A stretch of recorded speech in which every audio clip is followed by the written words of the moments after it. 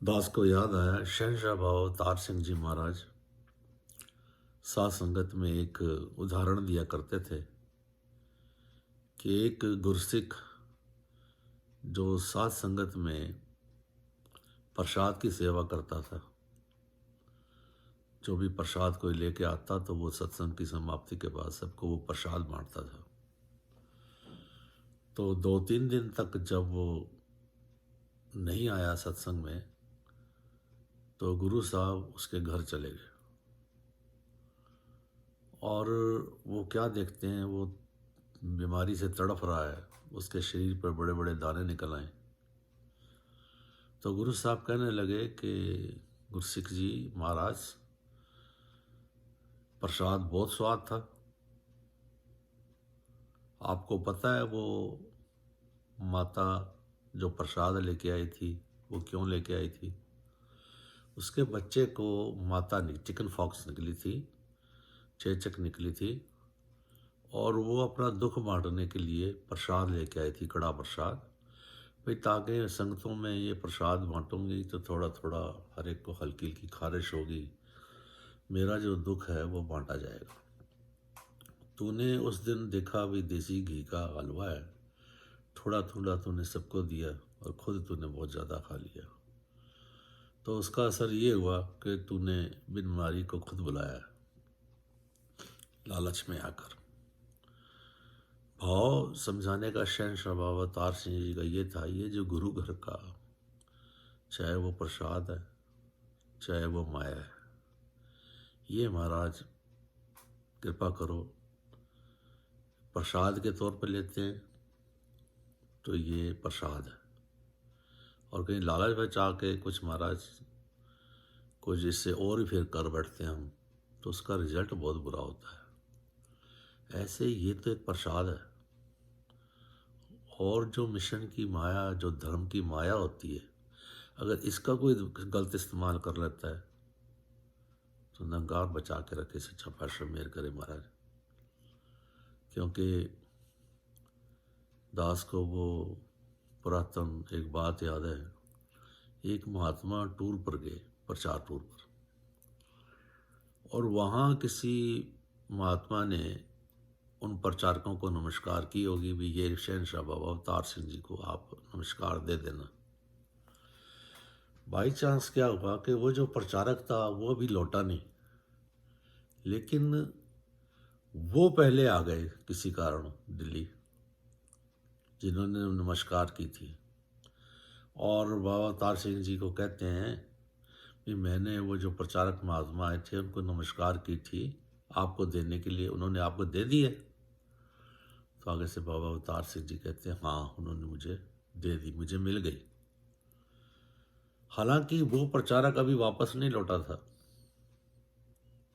लेकिन मेरे गुरसिख के कोई भ्रम लेखा ना पड़ जाए, वहम ना पड़ जाए, क्योंकि ये माया का मामला है। इसलिए ततार मेहर करे महाराज, वो प्रचारक आए, उन्होंने दे दी नमस्कार, लेकिन सच्चा पातशाह ऐसी कृपा करे कि ये जो धर्म की माया होती है इससे बड़ा बच के रहना महाराज। पता नहीं किस किस, जैसे दास ने कहा ना वो प्रसाद वाली बात, ऐसे ही पता नहीं किस किस ध्यान ने लोगों ने नमस्कार की होती है। कोई 1 रुपया करता है, कोई 4 आने करता है, कोई 8 आने करता है, कोई 100 करता है।